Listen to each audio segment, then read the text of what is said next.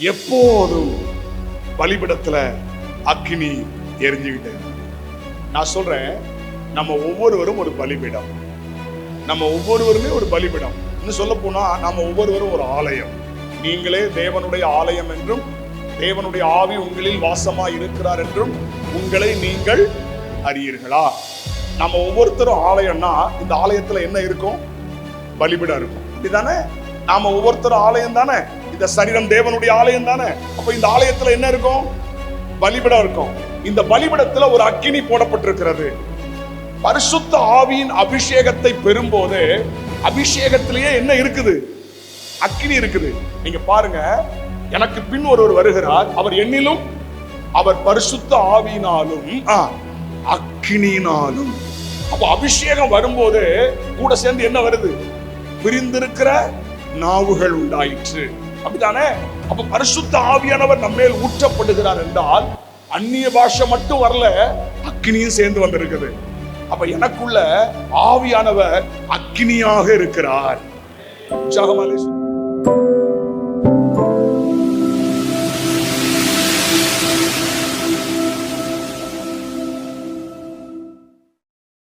This program is possible by the support and prayers of partners and well-wishers of Thindikkal Revival Igniters. அநேகர் வாலிபர்களை குறித்து குறை சொல்லுவாங்க. இப்ப இருக்கிற வாலிபர்கள் அப்படி இப்படி சரிப்பட்டு வராது. நான் சொல்லுவேன், அவங்க நம்மளை விட 1000 மடங்கு பவர்ஃபுல்லா இருப்பாங்க. இல்லையா? நான் போகிற இடத்துல எல்லாம் வாலிபர்களை உற்சாகப்படுத்துவேன். இன்னைக்கு வாலிபர்கள் அப்படி இருக்காங்க, அப்படிதான் இருப்பாங்க. ஏன்னா நாங்கன்னா கொஞ்சமா இருந்தோம், எப்படியோ இருந்த எங்களை ரட்சித்து நாங்கெல்லாம் ரட்சிக்கப்படுறதுக்கு வாய்ப்பே இல்லைன்னாங்க. எவன் ரட்சிக்கப்பட்டாலும் நீ ரட்சிக்கப்படுறதுக்கு வாய்ப்பு இல்லைன்னாங்க. எங்களையே தூக்குனாரா ஆண்டவர்? அப்போ இன்னைக்கு இருக்கிற தலைமுறையை தூக்க மாட்டாரா? நான் விசுவாசிக்கங்க, அடுத்த ஒரு தலைமுறை கர்த்தருக்காக எழும்புங்கிறேன். ஹல்லேலூயா! அடுத்த ஒரு தலைமுறை எழும்பும். அந்த தலைமுறை சாதாரண தலைமுறையா இருக்காது, யோசுவாவின் தலைமுறையாக இருக்கும். அல்லேலூயா! சுதந்தரிக்கிற தலைமுறையா இருக்கும், யுத்தம் பண்ணுகிற தலைமுறையா இருக்கும். அதனால இப்ப இருக்கிற வாலிபர்களை ரொம்ப அசால்ட்டா நினைச்சிடக்கூடாது. ஒரு மாதிரி தான் இருப்பாங்க, ஒரு மாதிரி தான் இருப்பாங்க. அவங்கள கொண்டு போறது கொஞ்சம் கஷ்டம்தான். இப்ப இருக்கிற வாலிபர்களை கொஞ்சம் கொண்டு போறது கஷ்டம் தான். நான் சொன்னேன்ல, எங்க சர்ச்சில் 600 வாலிபர்கள் இருக்கிறாங்க. என்னுடைய மகன் தான் வாலிபர் ஐக்கிய தலைவராகவும் உதவி போதகராகவும் இருக்கிறான். பெரும்பாலும் பிரச்சனைகளை அவனையே டீல் பண்ண வச்சிருவேன். நீயே டீல் பண்றா, ஏன்னா இப்ப உள்ள பிள்ளைகளை எங்களால டீல் பண்ண முடியலடா. நாங்க சைக்காலஜிலாம் படித்தேன், பைபிள் காலேஜ் படிச்சது ஒரு பக்கம், சைக்காலஜிலாம் படிச்சாச்சு. சைக்காலஜி படிச்சாலும் மாடர்ன் சைக்காலஜி தெரிய மாட்டேங்குது. இப்ப இருக்கிற பிரச்சனை புரிய மாட்டேங்குது. கண்ணிலேயே பேசிடுறான். சில கோடு வச்சிருக்கான், நமக்கு கண்டுபிடிக்க முடியல. சில கோடு வச்சிருக்கிறான் கம்யூனிகேட் பண்றதுக்கு. எம்மாடியோ எங்கேயோ போயிடுச்சு. இப்ப பாருங்க, அப்படிப்பட்டவங்களை கர்த்தர் தூக்குறாரு பாருங்க. அல்லேலூயா! அதனால எனக்கு 100% அடுத்த தலைமுறை மேல நம்பிக்கை இருக்குது. ஒரு வாலிப சமுதாயம் கர்த்தருக்காக எழும்பும், வாலிப சேனை எழும்பும். அவர்கள் இதுவரை சாதித்தவர்களை விட சாதிக்கிறவர்களா இருப்பார்கள். அவங்க ரொம்ப முக்கியமானவங்க, அவங்க ரொம்ப முக்கியமானவங்க. அதனால வாலிபர்களை நான் எப்போதுமே உற்சாகப்படுத்திக்கிட்டே இருப்பேன். அதனாலதான் அதிகமா மாணவர்கள் மத்தியில வருஷத்துக்கு 3-4 மாணவர் முகாமுக்கு நான் போவேன். மாணவர்கள் மத்தியில ஊழியங்களை செய்றேன், வாலிபர்கள் மத்தியில ஊழியங்களை செய்றேன். ஏன்னா நானும் இப்போ வாலிபனா தானே இருக்கிறேன். என்ன ஏத்துக்கிட மாட்டீங்களா? என்ன இப்படி? நானும் இப்போ வாலிபன் தான். தோத்திரம். இப்பவும் நான் இளைஞனா தான் இருக்கிறேன், இப்பவும் நான் வாலிபன் தான். தோத்திரம். இல்லையா? எத்தனை வயசானாலும் இப்படிதான் சொல்லிட்டே இருப்பேன். ஆண்டவருடைய நாமம் மகிமைப்படுவதாக. கர்த்தருக்கு ஸ்தோத்திரம். ஏன்னா மனசுல வாலிபராகவே இருக்கணும். நமக்கு வயசாயிடுச்சு, இனி அவ்வளவுதான் நினைச்சு அதுக்கு பிறகு நம்ம எழும்ப முடியாம போயிடும். நீங்க ஓடுற வரைக்கும் தான் ஓட முடியுமே தவிர நின்றுட்டீங்கன்னா ஓட முடியாது. திரும்ப நான் சொல்றேன், ஏன் நாங்க ஓடுறோம், ராத்திரி பகலா டிராவல் பண்றோம், ஏன் இவ்வளவு விரித்தனமா நாங்க ஓடுறோம்னா ஓடுற வரைக்கும் தான் ஓட முடியும். என்னைக்கு போதும் சரி, நமக்குன்னு ஒரு சபை, நமக்குன்னு விசுவாசிகள், நமக்குன்னு ஊழியம் எல்லாம் இருக்குது அப்படின்னு நான் உட்கார்ந்துட்டேன்னா அதுக்கு பிறகு என்ன செய்ய முடியாது? இந்த மீட்டிங்கை முடிக்கிறோம், அடுத்தது போறோம், அடுத்த மீட்டிங்கை முடிக்கிறோம், திரும்ப விருதுநகர் வர்றோம், புதன் வியாழன் அங்க நிற்கிறோம், அதை முடிச்சுட்டு வெள்ளிக்கிழமை போறோம், திரும்ப ஞாயிற்றுக்கிழமை 7 ஆராதனையில நிற்கணும். அல்லேலூயா, கர்த்தருக்கு ஸ்தோத்திரம். எதுக்காக இதை சொல்றேன்னா, ஆமென், அடுத்த ஒரு தலைமுறையை கர்த்தருக்காக எழுப்பணும். ஒரு யவன ஜனத்தை எழுப்பணும், ஒரு அபிஷேகம் பெற்ற ஜனத்தை எழுப்பணும். ஆமென், ஸ்தோத்திரம். ஒரு ஊழியக்காரர் என்ன பார்த்து சொன்னார், ஜெபராஜ், நீ சாவறதுக்கு முன்னாடி ஒன்னே மாதிரி ஒரு 1000 வாலிபர்களை எழுப்பு. அல்லேலூயா. அதுக்கு முன்னாடி நீ செத்துறாதன்னு சொன்னார். உன்னை மாதிரி வைராக்கியம் உள்ள, உன்னை மாதிரி துடிப்புள்ள, உன்னை மாதிரி வெறி உள்ள ஒரு 1000 பேரை நீ எழுப்பு. நான் சொன்னேன் 1000 இல்ல, 10,000 பேரை நான் எழுப்புவேன். ஆமென். ஒரு சார்லியை கொன்னுட்டோம்னு நினைக்காங்க, 1 கோடி சார்லி எழும்புவான். தெரியல என்ன சார்லினா யாருன்னு தெரியல. அமெரிக்காவில் சார்லின்னு ஒருத்தனை சுட்டு கொண்டாங்க தெரியுமா? அவன் ஒரு நல்ல அபிஷேகம் பெற்ற வாலிபன். 31 வயசுல அவனை சுட்டு கொண்டாங்க. சுட்டு கொண்டவங்க நினைச்சாங்க சார்லி கதை முடிஞ்சிச்சு, இனி அவ்வளவுதான். 1000 சார்லி எழும்புவான். ஹல்லேலூயா. நம்மளெல்லாம் கண்ட்ரோல் பண்ணவே முடியாதுங்க, கட்டுப்படுத்தலாம் முடியாது.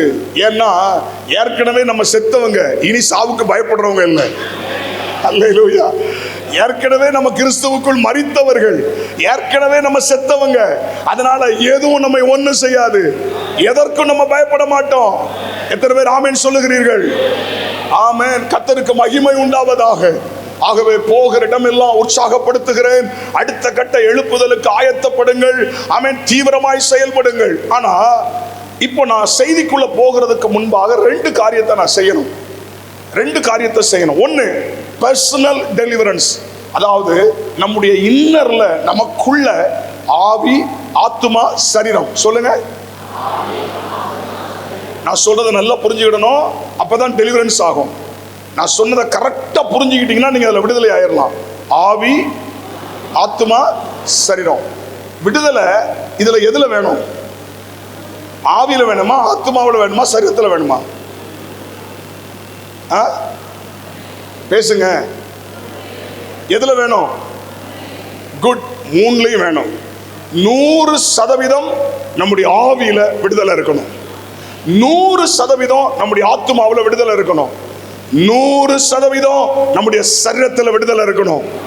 ஒரு சின்ன பாண்டேஜ் கூட, ஒரு சின்ன கட்டு கூட நம்முடைய ஆவியிலையோ ஆத்துமாவிலையோ சரீரத்திலே இருக்கக்கூடாது.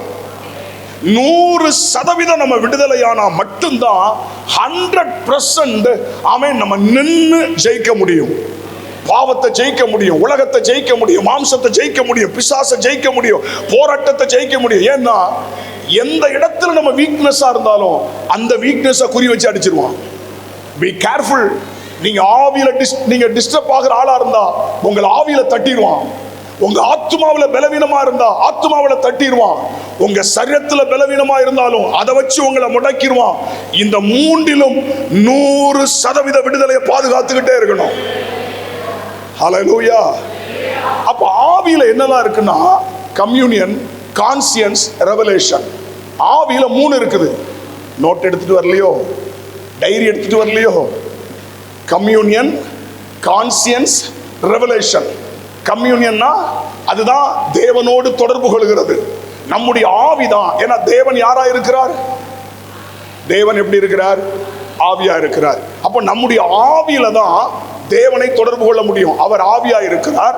அந்த ஆவியாகிய தேவன் என்னுடைய ஆவியில் தொடர்பு கொள்வார். கம்யூனியன். அடுத்தது கான்சியன்ஸ், மனசாட்சி, கான்சியன்ஸ். அடுத்தது ரெவலேஷன், வெளிப்பாடு. நீங்க ஆவியில தான் வெளிப்பாடு வரும். இப்போ நான் வந்தேன்ல, இங்க வந்து ஜெபிக்க ஆரம்பிச்சேன், இப்படி உட்கார்ந்துருக்கேன்ல, இங்க இருக்கிற பிரச்சனை எல்லாம் என்னுடைய ஆவியில வருது. யார் யாருக்கு என்ன பிரச்சனை இருக்கு, என்ன போராட்டம் இருக்குது, நான் சொல்லிட்டேன் என்னென்ன பிரச்சனைங்க இருக்குன்ட்டு. இன்னன்னாருக்கு இன்னென்ன பிரச்சனை இருக்கு. இன்னும் சொல்ல போனா உங்களுக்கு என்ன பிரச்சனை இருக்குன்னு தனியாவே சொல்ல முடியும் என்னால. சோ அந்த அளவுக்கு ஆமென் ஆவியானவர் வெளிப்பாடுகளை கொடுப்பார்.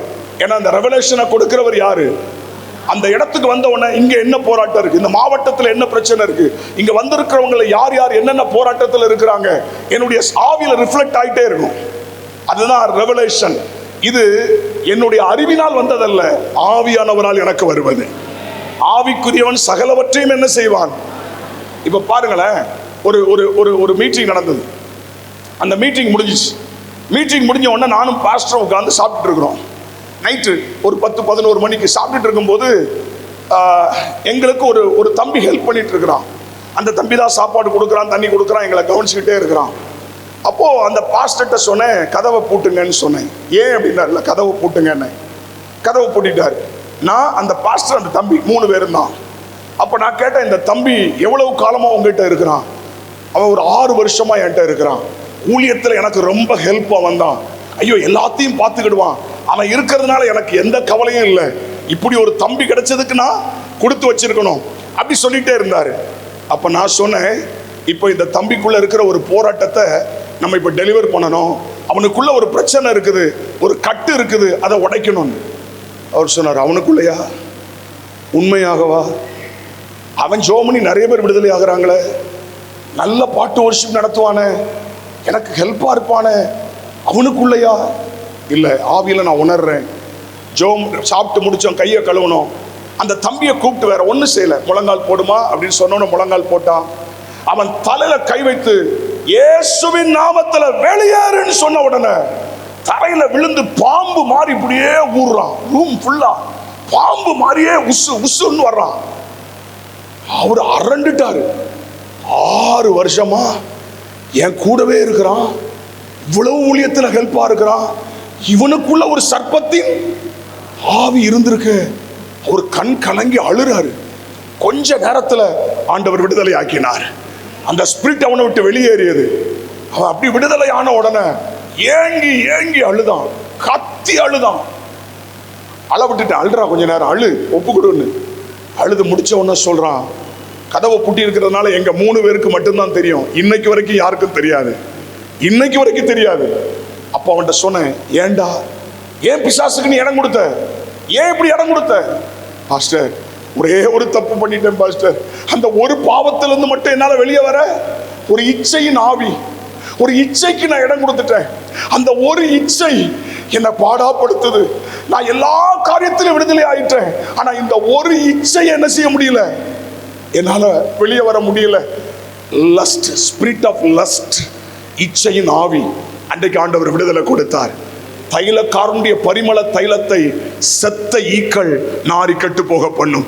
99 காரியத்தில் நீங்க கரெக்டா இருக்கலாம், ஆனா ஒரே ஒரு குறை இருந்துச்சுன்னா அது 99 அடிச்சிடும், 99 அடிச்சிடும். இன்னைக்கு இந்த மாலை நேரத்துல சொல்றேன், பரிபூரண விடுதலையை கத்த தருவாராக, பரிபூரண விடுதலை. அப்ப ஆவியில் என்ன இருக்குது? Communion, conscious, revelation. ஆவியானவரோடு தொடர்பு கொள்ளணும், மனசாட்சி நல்லா ஷார்ப்பா இருக்கணும், வெளிப்பாடுகள் இருக்கணும், ரெவலேஷன் இருக்கணும், ஆவியில் அப்படியே போகணும். மற்றவங்க அவங்களுடைய மாம்ச கண்களை பார்ப்பாங்க, நம்ம எதுல பார்க்கணும்? எதையும் ஆவிக்குரிய கண்ணோட்டத்தோடு பார்க்கணும். ஒருத்தர் ஆவியில பார்க்கணும், ஆவிக்குரியவர்களா இருக்கணும். அல்லேலூயா. மற்றவங்க பார்க்கறதுக்கும் ஆவிக்குரியவன் பார்க்கறதுக்கும் வித்தியாசம் இருக்குது. உள்ள உட்கார்ந்துகிட்டே அக்கினி ரதத்தை ஆவிக்குரியவன் பார்ப்பான். ஆனா மாம்சத்துக்குரியவனுக்கு அந்த ரதங்கள் என்ன செய்யாது, தெரியாது. ஆனால் திரும்ப தேவ மனுஷன் ஜெபித்த பொழுது வேலைக்காரனுடைய கண்கள் திறக்கப்பட்டது. இந்த நாட்கள்ல ஆண்டவர் உங்களுக்கு நல்ல ஆவிக்குரிய வெளிச்சத்தை தருவாராக, ஆவிக்குரிய கண்களை தருவாராக, நல்ல ரெவலேஷனை தருவாராக. சத்தமா உடனே சொல்லுங்க பாப்போம். ஆத்துமாவுல 3 காரியம் இருக்குது. ஆத்துமாவுல மைண்ட், வில், எமோஷன். ஆத்துமாவுல 3 இருக்குது. மைண்ட், மனது, சித்தம், வில், எமோஷன், உணர்ச்சி. இந்த 3 எதுக்குள்ள இருக்குது? ஆத்துமாவுல இருக்குது. நம்முடைய மைண்ட பிசாசு கண்ட்ரோல் பண்ண பார்ப்பான். இன்னைக்கு நிறைய பேருக்கு யுத்தம் எங்க தெரியுமா? சிந்தனையில. சிந்தனை ஒரு போர்க்களமா இருக்குது. அநேகருடைய சிந்தனையில விடுதலை இல்லை. ஜெபிக்கிறாங்க, நல்ல அந்நிய பாஷை பேசுறாங்க, நல்ல ஆவிக்குரியவங்க தான், ஆனா சிந்தனையில ஜெயிக்க முடியல. மைண்ட்ல பிரச்சனை இருக்குது, மைண்ட்ல பாரம், மைண்ட்ல கவலை, மைண்ட்ல பயம், இதெல்லாம் உள்ள இருக்குது. இதெல்லாம் ஆத்துமாவை பாதிக்கக்கூடியது. Mind, will, emotion. மனது, சித்தம், உணர்ச்சி. இந்த 3 எங்க இருக்குது? ஆத்துமாவுல இருக்கு. சரீரத்தில் என்ன இருக்குது? நரம்புகள், எலும்புகள், சதைகள், இரத்தங்கள், இதெல்லாம் எங்க இருக்குது? சரீரத்தில் இருக்குது. இப்ப கவனிங்க. ஆவியானவர் உங்களை எதை நிரப்புவார்? ஆவியானவர் வந்து முதல்ல எங்க நிரப்புவார்? எதை தொடுவார்? சத்தமா சொல்லுங்க. உங்க ஆவியை தொடுவார். ஆவியானவர் வந்தாலே முதல்ல உங்க ஆவியை தான் தொடுவார். உங்க ஆவியில ஒரு உற்சாகம், உங்க ஆவியில ஒரு சந்தோஷம், உங்க ஆவியில ஒரு விடுதலை, உங்க ஆவியில ஒரு மகிழ்ச்சி, உங்க ஆவியில ஒரு பெரிய களிகூறுதல் வரும் பாருங்க. அதான் ஆவியானவர். ஒரு ஆமென் சொல்லுங்க. அப்போ உங்க ஆவியை நிரப்புவார். உங்க ஆவி அப்படியே நிரம்பணும்னா என் ஆவி களிகூறுகிறது. வந்துச்சா? வந்துட்டா? என் ஆவி களிகூறுகிறது. அப்போ ஆவியை நிரப்பின உடனே அடுத்தது அங்கிருந்து ஆத்துமாவை நிரப்புவார். ஆத்துமாவிலே ஒரு நிறைவை தருவார். அந்த அந்த ஸ்பிரிட், அந்த அபிஷேகம் உங்க ஆத்துமாவை நிரப்பும். உங்க ஆத்துமா அப்படின்னா மைண்டு எல்லாம் அப்படியே சித்தத்துக்குள்ள வந்துடும். ஹல்லேலூயா. ஆத்துமாவை நிரப்பின உடனே அடுத்தது ஓவர்ஃப்ளோ ஆகி எங்க வரும்? உங்க சரீரத்துக்குள்ள வரும். நரம்புகளுக்குள்ள, எலும்புகளுக்குள்ள, இரத்த ஓட்டங்களுக்குள்ள அந்த அபிஷேகம் வரும். அல்லேலூயா. இந்த அபிஷேகம் வந்த உடனே நம்முடைய ஹோல் பாடி முழுசும் அப்படியே அபிஷேகத்துக்குள்ள வரும். ஆமென். பிறவி சப்பானி கூட என்ன செஞ்சா? எழுந்தான் பாருங்க. உற்சாகமா சொல்லுங்களேன். நம்ம சரீரத்தில் இருக்கிற பலவீனங்கள், போராட்டங்கள், கட்டிகள் கூட மறைஞ்சிருங்க. அந்த அபிஷேகத்துல கட்டி கூட தானா வெளியேறுங்க. கேன்சரே காணாம போயிருங்க. விசுவாசித்தவர் சொல்லுங்களேன். சரீரத்தில் இருக்கிற எவ்வளவு பெரிய பிரச்சனையும் அபிஷேகத்துல உடைச்சிடலாம். எவ்வளவு பெரிய போராட்டத்தை அபிஷேகத்துல உடைச்சிடலாம். சோத்திரம். நம்முடைய சரீரத்தை நிரப்பும் பாருங்க. இப்ப சொல்றேன் பாருங்க. ஆவியை நிரப்பி, ஆத்துமாவை நிரப்பி, சரீரத்தை நிரப்பும் பாருங்க. நம்முடைய சரீரம் முழுசும் அந்த அனாயிண்டிங் இருக்கும், அந்த அபிஷேகம் இருக்கும். இப்ப சொல்றேன், சரீரம் நிரம்பின ஓவர்ஃப்ளோ ஆகும். நம்முடைய வஸ்திரத்திலாம் இருக்கும். எங்க வந்துடும்? அதனாலதான் பவுலுடைய உருமால்களை கொண்டு போய் போட்டாங்க. அற்புதம் நடக்குது. இயேசுடைய வஸ்திரத்தை தொட்ட உடனே என்ன வந்துச்சு? அற்புதம் நடந்துச்சா? இப்ப அபிஷேகம் எங்க வருது? வஸ்திரத்துல வருது. வஸ்திரத்துல வந்து இன்னும் நீங்க ஓவர்ஃப்ளோ ஆச்சுன்னா உங்க நிழல்ல கூட இருக்கும். பேதுருடைய நிழல்ல இருந்துச்சு. அப்படி அனாயிண்டிங் பெருக பெருக பெருக பெருக அந்த அனாயிண்டிங் கடைசில எங்க வந்துடும்? உங்களுடைய நிழல்ல இருக்கும். உங்க நிழல்ல கூட வல்லமை இருக்கும். அற்புதங்கள் நடக்கும். உற்சாகமாலே சொல்லுங்க பாப்போம். ஆவியை நிரப்பி, ஆத்துமாவை நிரப்பி, சரீரத்தை நிரப்பி, வஸ்திரத்தை நிரப்பி நம்முடைய நிழல்ல இருக்கும். இப்ப நம்முடைய நிழல்ல கூட தேவனுடைய வல்லமை வெளிப்படும். இதை நான் கண் கூட நான் பார்த்திருக்கிறேன். என் லைஃப்ல ஒரு முறை கர்த்தர் இதை செய்தார். இதை வாசித்தேன். பேதுருடைய நிழல் பட்டு சுகமானார்கள் என்பதை நான் வாசித்திருக்கிறேன். ஆனால் ஒரு முறை கர்த்தர் அதை என் வாழ்வில் நிரூபித்து காண்பித்தார். ஒரு மீட்டிங் முடிஞ்சிட்டு இதே மாதிரி ஒரு இடத்துல நான் ஒரு பாஸ்டர் பேசிட்டு இருக்கிறோம். இந்த ஃபோக்கஸ் லைட் மாதிரி அங்க ஒரு லைட் இருந்தது. ரெண்டு பேரும் பேசிட்டு இருக்கும் போது எங்களை கிராஸ் பண்ணி ஒரு சிஸ்டர் போச்சுது. எங்களை கிராஸ் பண்ண உடனே கீழே விழுந்து நுர தள்ளி கத்தி கை கால்லாம் முடங்கி ஒரு மாதிரி ஆயிடுச்சு. நாங்க ஒருவேளை ஃபிக்ஸ் வந்துச்சோ நினைச்சு, காக்கா ஒலிப்பு வந்துட்டோ நினைச்சு பக்கத்துல போய் ஹெல்ப் பண்ண போனா, தொடாதே, நான் யார் தெரியுமா அப்படின்னு. அப்ப யாரு தெரியுதா? இது ஃபிக்ஸ் இல்ல, பேய். நான் போற வழியில எதுக்கு நீ நிக்க? நான் சொன்னேன், நீ போற வழியில மூதேவி, நான் எங்க நிக்க? நான் ஓரமா நிக்கேன். அது சொல்லிச்சு, இல்ல உன் நிழல் இங்க இருந்துச்சு, உன் நிழல் பட்டு நான் கீழே விழுந்தேன். அல்லேலூயா, அல்லேலூயா. அப்பதான் இந்த வசனம் உண்மை என்பதை நான் அறிந்து கொண்டேன். இன்றைக்கும் நம்முடைய நிழல்ல கூட தேவனுடைய வல்லமை இருக்குது, தேவனுடைய அபிஷேகம் இருக்குது. ஹல்லேலூயா. இவ்வளவு விடுதலையை நமக்குள்ள கர்த்தர் வச்சிருக்கிறாரு.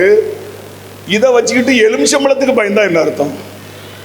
எலுமிச்சம்பழத்துக்கு பயந்து, சூடகத்துக்கு பயந்து, பூசணிக்காய்க்கு பயந்து, என்ன இப்படி ஒரு மாதிரி பார்த்தாங்க, பார்வைக்கு பயந்து என்ன எதுவும் பண்ணிடுவாங்க, ஒன்னும் பண்ண முடியாது.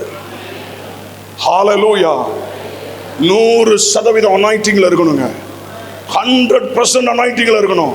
உங்க அனாயிண்டிங் லூஸ் ஆக விடக்கூடாது. தேவையில்லாத சிந்தனையில லூஸ் ஆயிரும், தேவையில்லாத வார்த்தைகள்ல லூஸ் ஆயிரும், தேவையில்லாத காரியத்துல தலையிட்ட அனாயிண்டிங் போயிடும். இந்த அனாயிண்டிங்கை பாதுகாத்துக்கிட்டே இருக்கணும். ஒரு ஆமென் சொல்லுங்க பாப்போம். புரியுற மாதிரி சொல்றேன். அபிஷேகம் ஊற்றப்பட்டு, நம்ம தலைவலியா ஊற்றப்பட்டு, ஆவியில ஊற்றப்பட்டு நிழலுக்குள்ள வரும். ஆனா அசுத்தாவி எப்படி வரும் தெரியுமா? காலுக்குள்ள இருந்து ஏறும். இந்த சாமி ஆடுற ஒருத்தட்ட நான் கேட்டேன். அவர் ரட்சிக்கப்பட்டு இப்ப ஊழியக்காரா இருக்கிறாரு.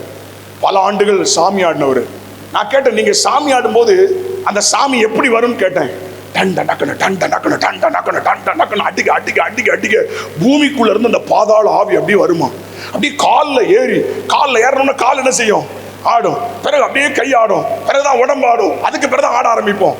பேய் கால் வழியா ஏறுது, அபிஷேகம் தலை வழியா வருது. உற்சாகமா சொல்லுங்களேன். அல்லேலூயா. ஆவியானவர் வரும்போது பயங்கரமா வந்து ஆவியானவர் நிரப்பி நம்ம நிரப்புவார். ஆர்ப்பாட்டமா வருவார். போனா சைலண்டா போயிடுவார். ஆவியானவர் துக்கப்படுத்தினா சைலண்டா போயிடுவார். ஆனா பிசாசு வரும்போது சைலண்டா வருவான், போகும்போது ஆர்ப்பாட்டம் பண்ணிட்டு தான் போவான். புரிஞ்சவங்க ஒரு ஆமென் சொல்லுங்க. ஆவியானவர் வரும்போது எப்படி வருவாரு? ஆர்ப்பாட்டமா வருவார். பலத்த இடி முழக்க சத்தம் அப்படி பயங்கரமா இருக்கும். அல்லேலூயா. சத்தமா சொல்லுங்களேன். தூக்கி எரிஞ்சிடும். சில ஆட்கள் எல்லாம் நான் அபிஷேகத்தில் நடத்தும் போது பார்த்திருக்கிறேன், தூக்கி எரிஞ்சிடும். அல்லேலூயா. ஆவியானவர் வரும்போது பயங்கரமா அப்படி ஆர்ப்பாட்டமா இருக்கும். போகும்போது நீங்க அவரை துக்கப்படுத்திக்கிட்டே இருக்கீங்க, ஆவியானவரை வேதனைப்படுத்திக்கிட்டே இருக்கீங்க. என்ன செய்வாரு? சொல்லாம கொள்ளாம சைலண்டா போயிடுவாரு. ஆனா பிசாசு வரும்போது எப்படி வருவான்? சைலண்டா வருவான். இடம் கொடுத்துட்டோம்னா போகும்போது எப்படி செய்வான்? ஆர்ப்பாட்டம் பண்ணி அலக்கழிச்சு கசக்கி புளிஞ்சு போட்டு போயிடுவான். இப்ப சொல்லுங்க, யாருக்கு இடம் கொடுக்கணும்? யாருக்கு இடம் கொடுக்கணும்? ஒருபோதும் பிசாசுக்கு மட்டும் என்ன செஞ்சிடக்கூடாது? இடம் கொடுத்துடவே கூடாது. வாழ்க்கையில ஒரு முறை கூட பிசாசுக்கு இடம் கொடுத்துடாதீங்க. ஆமென். எப்பொழுதும் அபிஷேகத்துல நிரம்பி இருங்க, எப்பொழுதும் ஆவியில நிறைந்திருங்க. எத்தனை பேர் ஆமென் சொல்லுகிறீர்கள்? அல்லேலூயா. ஸ்தோத்திரம். அப்போ மற்ற மக்களுக்கும் நமக்கு இருக்கிற வித்தியாசம், நம்மை வித்தியாசப்படுத்துகிறதே ஆவியானவர் தான். அல்லேலூயா. எது என்னை வித்தியாசப்படுத்துகிறது தெரியுமா? என் மேல இருக்கிற அபிஷேகம். சோத்திரம். என் படிப்பு அல்ல, என் திறமை அல்ல, என் பின்னணியம் அல்ல, என் பைசா இல்லை, என் கையில் இருக்கிற பணம் இல்லை, என் அனாயிண்டிங் தான் என்னை வித்தியாசப்படுத்துது. எனக்கு எது இருக்குதோ இல்லையோ, என் மேல அபிஷேகம் இருந்தால் நான் அடிச்சு வந்துடுவேன். அல்லேலூயா. அதனாலதான் இந்த கடைசி காலத்துல ஆவியானவர் தாராளமாய் ஏராளமாய் ஊற்றப்படுகிறார். எங்க போனாலும் ஆவியானவருடைய அபிஷேகம் இறங்கி வரதை பார்க்கிறேன். எங்க சர்ச்சில் ஒருத்தர் அவர் சொன்னாராம், இந்த சபைக்கு வந்தாலே இவங்க எல்லாரும் கை தட்டுறாங்க, ஒரு மாதிரி சத்தம் போடுறாங்க, அப்படித்தான் கை தட்டணுமாக்கும், அப்படித்தான் அந்நிய பாஷையில பேசணுமாக்கும், எனக்கு அதெல்லாம் பிடிக்காதுன்னு இருக்காரு. பிடிக்குதோ பிடிக்கலையோ வாங்க வந்து என்ன செய்யுங்க, உட்காருங்கன்னு சொல்லி கூட்டு வந்துட்டாங்க. இவர் சோமன் இருக்கார், எக்காரணத்தை கொண்டும் நான் அப்படி கை தட்ட மாட்டேன், அந்நிய பாஷை பேச மாட்டேன், பிடிச்சு வச்ச பொருளங்கா மாதிரி இருப்பேன் அப்படின்னு இருந்துகிட்டே இருந்தார். நான் அவரை கவனிச்ச ஒரு 2-3 வாரம் பார்த்துக்கிட்டே இருந்தேன். ஒரு சைஸா உட்கார்ந்து இருக்காரு. எல்லாரும் கை தட்டா கை தட்ட மாட்டார், எல்லாரும் ஆவியில் நிறையும் போது அப்படியே பார்த்துக்கிட்டு இருப்பாரு. அவர் ஆவியானவர்கிட்ட சொல்லியிருக்கிறார், ஆவியானவரே என்ன அபிஷேகம் பண்ணுங்க. இவருக்கு கைத்தட்ட விருப்பம் இல்லையா, அந்நிய பாஷை பேச விருப்பம் இல்லையா, ஆவியில நிரம்ப விருப்பம் இல்லையா, என்ன வேணுமா? அபிஷேகம் வேணுமா? இவர் ஜோம் பண்ணிட்டே இருந்திருக்காரு. அவர் ஜோம் பண்ணும்போது ஆவியானவர் என்கிட்ட சொல்றாரு, இவன் ஜோம் பண்றான்டா, என்கிட்ட அபிஷேகத்தை கேட்காம்டா அப்படின்னு என்கிட்ட சொல்றாரு. நான் ஜெபம் நடத்திட்டு இருக்கேன், அவன் என்கிட்ட அபிஷேகம் கேட்கான். கவனிங்க, ஆண்டவர் ஊழியக்காரனை எப்படி வச்சிருக்காரு பாருங்க. அபிஷேகம் கொடுக்கிறதுக்கு முன்னாடியே என்கிட்ட பேசுறாரு. நான் சொன்னேன், ஆவியானவரே இவனை நீர் அபிஷேகம் பண்ணா உருட்டி புரட்டி எடுக்கணும். அல்லேலூயா. இவனை நீர் அபிஷேகம் பண்ணா சும்மா அபிஷேகம் பண்ண கூடாது, உருட்டி புரட்டி எடுக்கணும். சரின்ட்டாரு. நிரப்புனார் பாருங்க. பின்னாடி இருந்து சக்கர மாதிரி சுத்திக்கிட்டு வந்தாரு. முன்னாடி வராரு, பின்னாடி இருந்து சுத்திக்கிட்டே வந்தாருங்க. புல்பிட்டு பக்கத்துல கடந்து குதிச்சு ஆவியில நிரம்பி அந்நிய பாஷை பேசி 10 பேர் பிடிச்சாலும் 10 பேர் தூக்கி போடுறாரு. அல்லேலூயா. நான் சரி ஜோமனி எல்லாம் முடிச்சு அவர் அப்படியே கண்ணை திறந்து போய் பார்க்காரு. எங்க கிடக்காருன்னா புல்பிட்டில் கிடக்காரு. அதுக்கு பிறகு இன்னைக்கு வரைக்கும் அபிஷேகம் நான் சந்தோஷப்படுவாரு, ஆவியில நடக்க சந்தோஷப்படுவாரு, கை தட்டறதுக்கு சந்தோஷப்படுவாரு, வெட்கப்படவே மாட்டாரு. அல்லேலூயா. இன்னைக்கு சில ஆட்கள் ஆவியானவர் நிரப்ப போறார், தூக்கி எறிய போறாரு. எஸ்கேப் ஆயிடலான்னு பாக்கீங்களோ, பேசாம இடத்த காலி பண்ணிடுவோம்டா, ஒரு மாதிரி தெரியுது, ஸ்தோத்திரம். நீங்க விரும்பினாலும் விரும்பாட்டாலும் ஆவியானவர் நிரப்புகிற காலம் இது. இனி ஒரு பாத்திரம் இல்லை என்று சொல்லும் வரைக்கும் எண்ணெய் வந்து கொண்டே இருந்தது. அல்லேலூயா. ஃபர்ஸ்ட் டெலிவரன்ஸ்க்காக ஜெபிக்க போறேன். செய்திக்குள்ள நான் இன்னும் போகல. அப்ப இவ்வளவு நேரம் என்ன பேசுனீங்கன்னு கேட்க கூடாது. இவ்வளவு நேரம் உங்களுக்கு பிரயோஜனமானதா நான் பேசியிருக்கிறேன். ஆவிக்குரிய காரியங்கள் நிறைய ரகசியங்கள் இருக்குதுங்க. ஜெபத்திலேயே 7 படி இருக்கு. நாம 3வது படியை தாண்ட மாட்டோம். ஜெபத்துல 7 ஸ்டெப் இருக்குதுங்க. 7 படி இருக்குதுங்க ஜெபத்துல. பெரும்பாலும் நான் ரட்சிக்கப்பட்டிருக்கேன், ஞானஸ்நானம் பெற்றிருக்கேன், அபிஷேகம் பெற்றிருக்கேன், ஆவிக்குரியவன், நான் நல்லா ஜெபிக்கிறேன்னு சொல்றவங்களே 4வது ஸ்டெப்பை தாண்டலையா. 4 ஸ்டெப் தான் வர்றாங்களா. இன்னும் எத்தனை இருக்குது? 3 இருக்குது. ஜெபத்துல 7 படிகள் இருக்குதுங்க. அந்த படிகள்ல ஏறி வரணும். ஒவ்வொரு படியா ஏறி வரணும். ஒரு ஆமென் சொல்லுங்களேன். அந்த 4 ஸ்டெப்பை மட்டுமாவது சொல்லட்டுமா? அட்லீஸ்ட் 4 ஸ்டெப்ல இருக்கீங்களான்னு பாருங்களேன். நீங்க அந்த 4 ஸ்டெப்லயாவது இருக்கீங்களான்னு பாருங்க. 1, நீட் பேஸ்ட் ப்ரேயர். தேவையின் அடிப்படையில் ஜெபித்தல். தேவைக்காக ஜெபம் பண்ணுவாங்க. தேவையை சொல்லி ஜெபம் பண்ணுவாங்க. கஷ்டத்தை சொல்லி ஜெபம் பண்ணுவாங்க. நெருக்கத்தை சொல்லி ஜெபம் பண்ணுவாங்க. தனக்காக ஜெபம் பண்ணுவாங்க. Need based prayer first step. Second scripture based prayer. வசனத்தை வச்சு ஜெபம் பண்ணுவாங்க. வசனத்தை பிடிச்சு ஜெபம் பண்ணுவாங்க. வசனத்தை சொல்லி ஜெபம் பண்ணுவாங்க. வசனத்தின்படி ஜெபம் பண்ணுவாங்க. Scripture based prayer second level. Third ஒரு லெவல் இருக்குது, ஸ்பிரிட் பேஸ்ட் ப்ரேயர். ஆவியானவர் கொடுக்கிற ஜெப குறிப்பை தான் ஜெபம் பண்ணுவாங்க. ஆவியானவர் கொடுப்பார், இதுக்கு ஜெபம் பண்ணு, இதுக்கு ஜெபம் பண்ணு, இதுக்கு ஜெபம் பண்ணு. ஆவியானவர் கொடுக்கிற ஜெப குறிப்புகளை வைத்து ஜெபம் பண்ணுவாங்க. இது ஸ்பிரிட் பேஸ்ட் ப்ரேயர். 4வது ஒரு ஜெபம் இருக்குது, ஆவியானவரே நம்மை ஆட்கொண்டு அவரே ஜெபித்தல். வாக்கு கடங்காத. இது 4வது ஸ்டெப். இதுக்கு பிறகு எத்தனை ஸ்டெப் இருக்கு? 4 ஸ்டெப்பும் வந்துட்டேன்னு சொல்றவங்க ஒரு ஆமென் சொல்லுங்க. பரிதாபமா இருக்கு பத்தியலா. இந்த 4வது ஸ்டெப்ல வரைக்கும் நான் நின்று ஜெபம் பண்றேன். சில நேரத்தில் ஆவியானவரே எனக்குள்ள இருந்து விண்ணப்பம் பண்றார், நான் ஜெபிக்கல, ஆவியானவரே விண்ணப்பம் பண்றார், அந்த இடத்துக்கு நான் வந்துட்டேன் அப்படின்னா ஒரு ஆமென் சொல்லுங்க பாப்போம். அதான் 4வது ஸ்டெப். அதுக்கு பிறகு இன்னும் எத்தனை இருக்கு?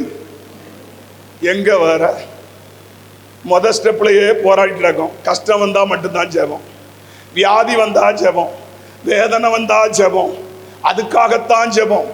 சிலர் இன்னும் கொஞ்சம் வசனங்களை பிடித்து வசனத்தை வச்சு ஜெபிக்கிற ஜெபம், சிலர் கொஞ்சம் ஆவியில ஜெபிக்கிற ஜெபம், ஒரு சிலர் தான் ஆவியானவராகவே நடத்துகிற ஜெபம். சோ இதுதான் பேஸா இருக்கிற 4 ஸ்டெப். இதுல வந்து வளரும் போதுதான், இதுல ஒருத்தர் பெருகும் போதுதான், இதுல இன்னும் டைம் ஸ்பெண்ட் பண்ணும் போதுதான் 5வது ஸ்டெப்புக்குள்ள ஏறுவாங்க. அடுத்தது 6வது ஸ்டெப்புக்குள்ள போவாங்க. அதுக்கு பிறகுதான் 7வது ஒரு ஸ்டெப் இருக்குது. அத இயேசு மட்டும் தான் ஜெபித்தார். இதுவரைக்கும் உலகத்துல யாரும் ஜெபிக்கல. அந்த 7வது ஸ்டெப் இயேசு மட்டும் ஜெபித்தார். அவர் ஜெபித்த பொழுது ரத்தத்தின் அந்த ஒரு ஜெபத்தை அவர் மட்டும்தான் செய்தார். இதுவரைக்கும் யாரும் அந்த ஜெபத்தை உலகத்துல யாரும் ஏறெடுக்க முடியல. நரம்புகள் எல்லாம் வெடித்து அவன் வேர்வை துளிகள்ல பிளட் வெளியே வர ஜெபித்தாரே, அதான் 7வது ஸ்டெப். என்ன அல்லே சொல்லுங்க. ஒரு மாறி பாக்கியில ஆவிக்குரிய வாழ்க்கையில நிறைய விஷயங்கள் இருக்குதுங்க, நிறைய அனுபவங்கள் இருக்குதுங்க, ஆழமான அனுபவங்கள் இருக்குதுங்க. ஏதோ கொஞ்ச நேரம் ஜோம்னிட்டு திருப்தி அடைஞ்சிடாதீங்க. ஆழத்துக்கு வா, இன்னும் ஆழத்துக்கு வா. கர்த்தர் உங்களை அடுத்த லெவல்ல கொண்டு வருவார். கணுக்கால் அளவுல நின்றாத, இடுப்பளவுல நின்றாத, கழுத்தளவுல நின்றாத, நீச்சாளத்துக்குள்ள வா. கரங்களை உயர்த்தி ஒரு அலை சொல்வீங்களா? எத்தனை பேருக்கு இதெல்லாம் விருப்பம் இருக்குது? இந்த அனுபவங்கள் எத்தனை பேருக்கு விருப்பம் இருக்குது? நல்லா கவனிக்கணும். இதுல நீங்க வந்தாதான் மற்றவங்களை கொண்டு போக முடியும். பர்சனல் லைஃப்ல நீங்க இதுல வராம, உங்களுக்கு இதுல பிராக்டிஸ் இல்லாம இன்னொருத்தரை கொண்டு போக முடியாது. சோ நீங்க தனிப்பட்ட வாழ்க்கையில இந்த மாதிரி நீங்க வந்து விடுதலை ஆகி அந்த ஜெபத்துக்குள்ள வந்தா நீங்க நடத்துறவங்க எல்லாம் அந்த ஜெபத்துக்குள்ள வருவாங்க. 12ஆம் வகுப்பு படிக்கிற ஒருத்தனுக்கு 10ஆம் வகுப்பு படிச்ச ஒருத்தர் பாடம் எடுக்க முடியாது. அட்லீஸ்ட் ஒரு டிகிரியாவது என்ன செஞ்சிருக்கணும், முடிச்சாதான் 12ஆம் வகுப்புக்கு பாடம் எடுக்க முடியும். ஸோ நாம வர்ற நாட்கள்ல அநேக நல்ல ஜெப வீரர்களை, ஆமென், வைராக்கியமான ஜெப வீரர்களை, ஏலியாக்களை எழுப்பணும். அல்லேலூயா. இப்ப புரிஞ்சுதா ஏன் ஜெபன்னா ஓடி வந்தேன்னு தெரியுதா? ஏன் ஜெபன்னா உடனே வர்றேன்னு தெரியுதா? ஜெபத்துக்கு ஏன் முக்கியத்துவம் கொடுக்கன்னு தெரியுதா? ஜெபம் தாங்க சுவாசமே. அல்லேலூயா. இப்படி மாறிடணுங்க. ஜெபமே நம்முடைய வாழ்க்கையா மாறிடணும். ஜெப சிந்தையாகவே மாறிடணும். ஜெப ஆவியிலே நம்ம பழகணும். அதை 24 மணி நேரம் ஜெப சிந்தையிலே இருக்கணும். அல்லேலூயா. இப்ப சொல்லுங்க, ஆவி, ஆத்மா, சரீரம். திரும்ப சொல்லுங்க, 100% விடுதலை வேணும். 100%. இதுல 1% நீங்க பாதிக்கப்பட்டிருந்தாலும் நீங்க அதை விட்டுட்டீங்கன்னா மற்ற 99 கெடுத்துரும். ஆவியினால் மாம்சத்தின் கிரியைகளை அழித்தால் பிழைப்பீர்கள், இல்லை என்றால் சாவீர்கள். வேதவசனம் சொல்லுதா? சோ அதுக்கு தான் அபிஷேகம். அபிஷேகம் எதுக்கு தெரியுமா? எனக்குள்ள அழிக்க வேண்டியதை நான் என்ன செய்யணும்? அழிக்கணும். ஒரு ஆமென் சொல்வீங்களா? எனக்குள்ள நான் அழிக்க வேண்டியதை, எல்லா மாம்ச கிரியைகளை, கலாத்தியர் 5ஆம் அதிகாரத்துல சொல்லப்பட்டிருக்கிற 17 மாம்ச கிரியைகளை என்ன செய்யணும்? அபிஷேகத்துல தான் அழியும், அக்கினியில தான் அழியும். லேவியராகமம் 6ஆம் அதிகாரம் 13வது வசனத்தை சத்தமாய் வாசியுங்கள். லேவியராகமம் 6:13.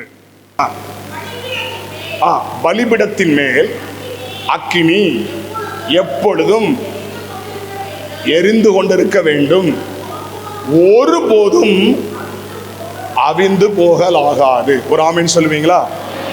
பலிபீடத்தில் அக்கினி எப்போதாவது எரிந்து கொண்டிருக்க வேண்டும். அப்படி இல்லையோ? திரும்ப சொல்லுங்க, எல்லாரும் சொல்லுங்க, எப்போதும். எப்போதும் பலிபீடத்துல அக்கினி எரிஞ்சுக்கிட்டே இருக்கணும். நான் சொல்றேன், நம்ம ஒவ்வொருவரும் ஒரு பலிபீடம். நம்ம ஒவ்வொருவருமே ஒரு பலிபீடம். இன்னும் சொல்ல போனா நம்ம ஒவ்வொருவரும் ஒரு ஆலயம். நீங்களே தேவனுடைய ஆலயம் என்றும் தேவனுடைய ஆவி உங்களில் வாசமா இருக்கிறார் என்றும் உங்களை நீங்கள் அறியீர்களா? நம்ம ஒவ்வொருத்தரும் ஆலயம்னா இந்த ஆலயத்துல என்ன இருக்கும்? பலிபீடம் இருக்கும். அப்படிதானே? நாம ஒவ்வொருத்தரும் ஆலயம் தானே. இந்த சரீரம் தேவனுடைய ஆலயம் தானே. அப்ப இந்த ஆலயத்துல என்ன இருக்கும்? பலிபீடம் இருக்கும். இந்த பலிபீடத்துல ஒரு அக்கினி போடப்பட்டிருக்கிறது. பரிசுத்த ஆவியின் அபிஷேகத்தை பெறும்போது அபிஷேகத்திலேயே என்ன இருக்குது? அக்கினி இருக்குது. நீங்க பாருங்க, எனக்கு பின் ஒருவர் வருகிறார், அவர் என்னிலும் அவர் பரிசுத்த ஆவியினாலும் அக்கினியினாலும். அப்ப அபிஷேகம் வரும்போது கூட சேர்ந்து என்ன வருது? பிரிந்திருக்கிற நாவுகள் உண்டாயிற்று. அப்படித்தானே? அப்ப பரிசுத்த ஆவியானவர் நம்மேல் ஊற்றப்படுகிறார் என்றால் அந்நிய பாஷை மட்டும் வரல, அக்கினியும் சேர்ந்து வந்திருக்குது. அப்ப எனக்குள்ள ஆவியானவர் அக்கினியாக இருக்கிறார். உற்சாகமாலே சொல்வீங்களா? இப்ப இந்த அக்கினி யார் போட்ட அக்கினி? ஆவியானவர் போட்ட அக்கினி. அப்படிதானே? அக்கினியை போட வந்த அது இப்பொழுதே பற்றி எறிய விரும்புறேன்னு சொன்னார்ல, அந்த அபிஷேகத்தை போட்டார்ல, அந்த அக்கினி நமக்குள்ள போட்டிருக்கிறார்ல, அது எப்பொழுதும் என்ன செஞ்சுக்கிட்டே இருக்கணும்? எரிஞ்சுக்கிட்டே இருக்கணும். எப்போது எரிஞ்சுக்கிட்டே இருக்கணும். அது அவிந்து போகக்கூடாது. இப்ப கவனிங்க, பலிபீடத்தில் அக்கினி வந்துச்சுல்ல. 1 ராஜாக்கள் 18:38. 1 ராஜாக்கள் 18:38. அப்பொழுது கர்த்தரிடத்திலிருந்து அக்கினி இறங்கி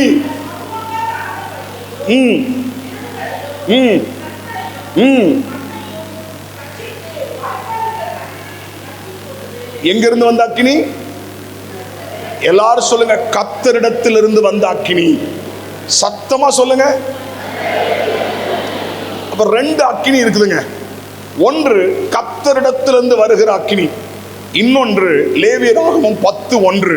இது என்ன அக்கினின்னு பாருங்க. லேவியராகமம் 10:1. நாதாபும் அபியும்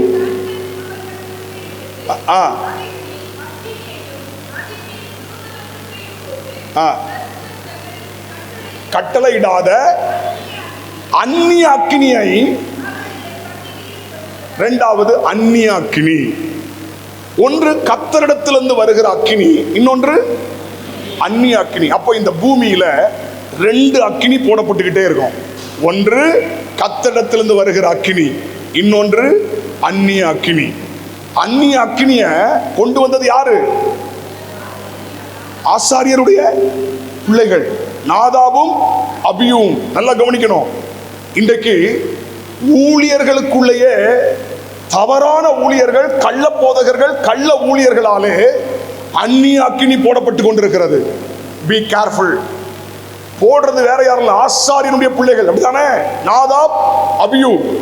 வேற யாராவது கொண்டு வந்திருந்தா அனுமதிச்சிருக்க மாட்டாங்க.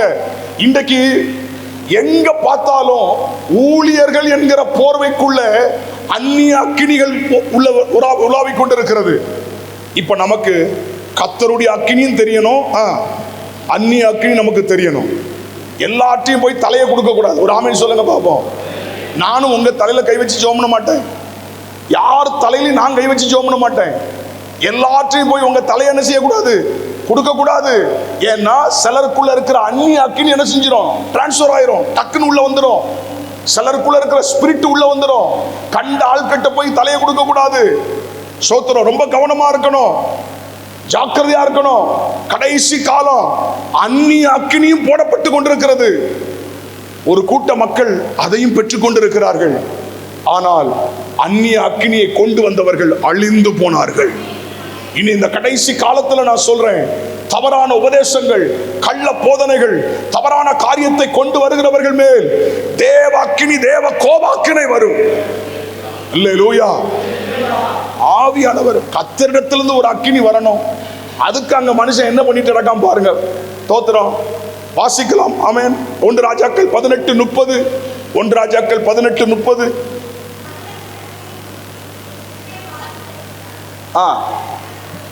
கிட்டே வந்தபோது தகர்க்கப்பட்ட கர்த்தருடைய பலிபீடத்தை அவன் செப்பனிட்டு. ஒரு ஆமென் சொல்வீங்களா? எத்தனை பேருக்கு கர்த்தருடைய அக்கினி பற்றி எரிஞ்சுக்கிட்டே இருக்கணும்னு விரும்புறீங்க? அந்நிய அக்கினி வராம இருக்கணும்னா கர்த்தருடைய அக்கினி நமக்குள்ள இருக்கணும். ஒன்னு சொல்லட்டுமா? ஒன்னு நமக்குள்ள ஆவியானவர் இருப்பா, இல்லாட்ட பிசாசு இருக்கும். ஒன்னு நமக்குள்ள ஆவியானவர் இருக்கணும், இல்லைன்னா அசுத்த ஆவி தானே இருக்கும். 2 ஆவியில ஒரு ஆவி தான் நமக்குள்ள இருக்க முடியும். ஒன்னு பரிசுத்த ஆவியானவர் இருக்கணும். பரிசுத்த ஆவி இல்லைன்னா அசுத்த ஆவி தானே. என்ன சத்தமே வர மாட்டீங்கன்னு? 2க்கு இடையில வேற ஒரு ஆவி இருக்கோ? அப்படிலாம் கிடையாது. ஒன்னு நமக்குள்ள ஆவியானவர், பரிசுத்த ஆவியானவர் இருக்கணும். பரிசுத்த ஆவி இல்லைன்னா நிச்சயமா ஒருத்தருக்குள்ள என்ன ஆவிதான் இருக்கும். ஒன்னு சொல்லட்டுமா? இந்த அசுத்த ஆவிகள் இருக்கு பாத்தீங்களா, அது இளைப்பாறுகிற இடம் எது தெரியுமா? மனுஷருடைய சரீரம். இந்த ஒத்த பனைமரம், ஒத்த கிணறு, புளிய மரம், வேப்ப மரம், இந்த கதையெல்லாம் கடந்த கால கதை. அங்க பேய்க்கு வேலையே கிடையாது. புரிஞ்சா ஒரு ஆமீன் சொல்லுங்களேன். இதெல்லாம் பயமுறுத்தி வச்ச கதைகள். ஒத்த பனைமரம், ஒத்த கிணறு, வேப்ப மரம், புளிய மரம், பேய் இருக்கான். நான் சொல்றேன், பேய் எங்கேயுமே இல்லை. பேய் இருக்க விரும்புற இடமே இதுதான், மனுஷனுடைய சரீரம். ஏன்னா அது இளைப்பாறுகிற இடம் எது தெரியுமா? மனுஷருடைய சரீரம் தான். பிசாசுக்கு ரொம்ப பிடிச்ச இடம் எது தெரியுமா? மனுஷருடைய சரீரம். அதனாலதான் நல்லா கவனிக்கணும், அது இளைப்பாறுதல் தேடி அலையுது. அதுக்கு இளைப்பாறுதல் என்ன செய்யல, கிடைக்கல. உடனே என்ன செய்யுது? திரும்பி வருது. ஐயோ, இந்த சரீரத்துல நல்லா இளைப்பாறுனே, இந்த சரீரத்துல இருந்து நல்ல ரத்தத்தை குடிச்சிட்டு இருந்தனே, இந்த சரீரத்துல இருந்து நல்லா என் வேலையை காமிச்சிட்டு இருந்தனே, இளைப்பாறிட்டு இருந்தனே, என்ன துரத்தி விட்டானே. உடனே போயிட்டு ரவுண்ட் அடிச்சுட்டு திரும்ப வரும். இது பெருக்கி ஜோடிக்கப்பட்டு வெறுமையா இருந்துச்சு வச்சிருங்களேன். அவன் திரும்ப போய் இதுவே பொல்லாத ஆவி, இது போய் தண்ணிலும் பொல்லாத 7 கூட்டிட்டு வருமா. 7 + 1 சத்தமா சொல்லுங்க. ஒரு மனுஷனுக்குள்ள ஒரு ஆவி விடுதலையாய் திரும்ப இடம் கொடுத்தா 8 ஆவி. அதனாலதான் முந்த நிலைமை பார்க்கிலும் பின்னிலைமை அதிக கேடாக இருக்கும். புரிஞ்சா ஒரு ஆமென் சொல்லுங்க. அப்ப இந்த அசுத்த ஆவிகள் ஒரு மனுஷனுக்குள்ள இளைப்பாறுகிற இடம் அதுதான். சோ அதனாலதான் ஒரு மனுஷனை விட்டு பிசாசு என்ன செய்யாது, நான் போக மாட்டேன், நான் போக மாட்டேன், நான் போக மாட்டேன், நான் போக மாட்டேன் அப்படின்னு ஏன் சொல்லுதுன்னா, எனக்கு பிடிச்ச இடம் இதுதான், எனக்கு வசந்தாவை தான் பிடிக்கி. வசந்தான் யாரும் இல்ல. சரி, கர்த்தருக்கு தோத்திரம். எனக்கு அவனைதான் பிடிக்கி, எனக்கு அவனைதான் பிடிக்கி, என்ன துரத்தாத, நான் போக மாட்டேன். அப்படிதான் ஒரு சகோதரிக்குள்ள 9 ஆவி இருந்துச்சு. ஒன்னா பேர் சொல்லிட்டு போகுது. கடைசியில 9வது ஆவி சொல்லுது, நல்லா இருப்பா, என்ன துரத்தாத, நான் சீதனமா வந்தேன். எப்படி வந்துச்சா? அங்க இருந்து வரும்போது சீதனம் கொடுத்து அனுப்பி விட்டுருக்காங்க. அந்த சீதனத்தோட சேர்ந்து வந்திருக்கு சீதேவி. அல்லேலூயா. வேற ஜோம் ஒண்ணு அது சொல்லுது, நான் வேணா மகாட்ட போட்டுமா, நான் வேணா மகாட்ட போட்டுமா. அவன் மூத்த மகா கொஞ்சம் கீழ்ப்படிய மாட்டான், அவளுக்கு கொஞ்சம் உலக ஆசை உண்டு. மற்ற பிள்ளைகளும் ரட்சிக்கப்பட்டாங்க, இந்த மூத்த பிள்ளை மட்டும் கொஞ்சம் கள்ளத்தனம் பண்ணிட்டு அலைவான். ஒழுங்கா சர்ச்சைக்கு வர மாட்டா, வந்தாலும் கண்ணை மூடி சோமன மாட்டா, ஒரு சைஸா உட்கார்ந்துருப்பான். ஸோ இந்த மூத்த பிள்ளைகிட்ட போட்டுமா, ஏன் அடுத்த பிள்ளைகிட்ட போட்டேன்னு சொல்ல வேண்டியதானே? ஏன்னா எங்க இடம் இருக்கோ அங்கதான் போகும். என்ன ஒரு மாதிரி பாக்கியல, என்ன இன்னைக்கு விடுதலையோட தான் போகணும். இனி வாழ்க்கையில ஒரு முறை கூட பிசாசு உங்க வாழ்க்கையில வரவே கூடாது. சத்தமா ஒரு அலை சொல்லுங்க பாப்போம். உடனே அந்த பிள்ளைக்கு ஃபோன் பண்ணி வர சொல்றாங்க, வாமா ஒரு கிஃப்ட் உனக்கு காத்துக்கிட்டு இருக்கு. உடனே அது சந்தோஷமா வந்து பாஸ்டர் கிஃப்ட் கொடுக்க போறாருன்னு, வாமா உட்கார் உட்கார். இப்போ உங்க அம்மாவுக்குள்ள இருந்த 9வது ஆவி சொல்லுது, வாங்கிட்ட தான் வருவேன்னு சொல்லுது. என்கிட்டயா?